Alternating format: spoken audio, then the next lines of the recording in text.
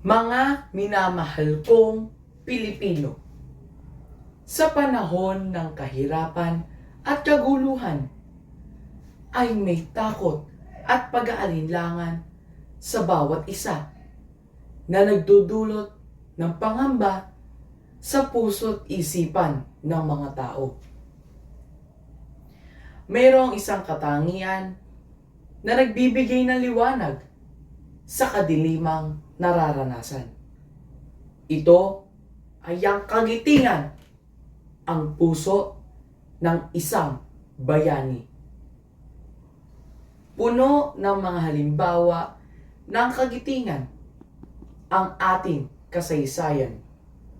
Mula sa mga unang pang-aapi at pang-aabuso ng mga mananakop na Espanyol, Amerikano at Hapon hanggang sa kasalukuyang pagsubok na nararanasan.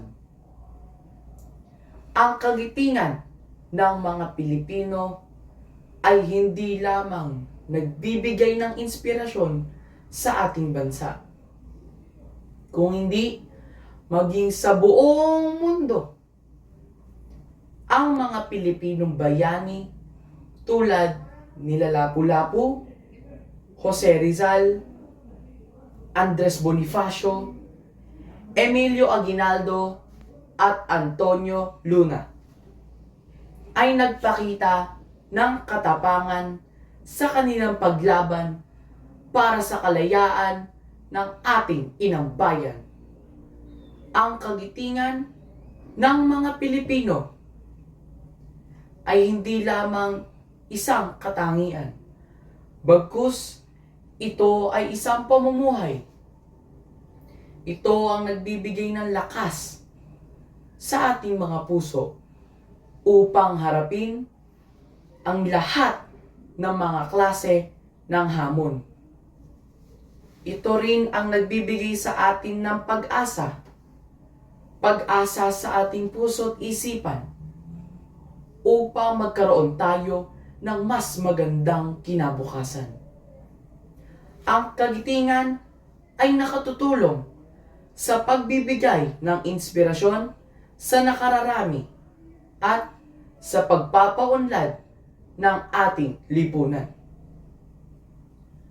Patuloy nating pagyamanin ang kagitingan ng mga Pilipino. Itaguyod natin ang mga halimbawa ng kagitingan sa ating kasaysayan hanggang sa kasalukuyan.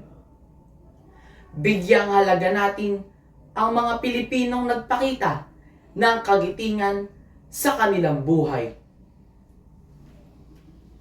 Hindi lamang sumasalamin ang kagitingan sa mga bayaning nag-alay ng kanilang buhay, bagkus maging tayong mga ordinaryong Pilipino ay nakapagpapakita ng kagitingan. Ang kagitingan ng mga Pilipino ay isang katangian na nagbibigay ng karangalan sa ating bansa.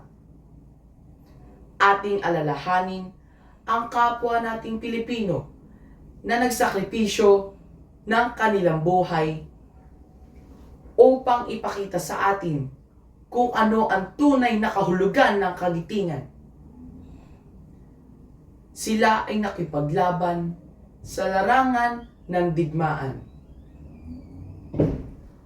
upang ipakita ang kanilang pagmamalasakit at matinding pagmamahal sa ating bayan. Nawa ay patuloy tayong lumaban sa mga problemang ating kinakaharap, gaya ng ating mga bayani. Sila ay nakipaglaban kahit na ang kapalit nito ay ang sarili nilang buhay.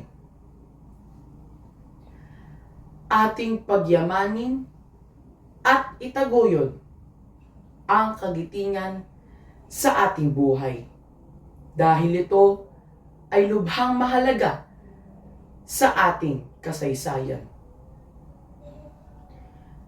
Nawa ay ito ay maging isang napakalaking ehemplo sa ating buhay. Dahil ito ay nagbibigay ng inspirasyon sa iba at napapanatili nito ang karangalan ng ating bansang Pilipinas.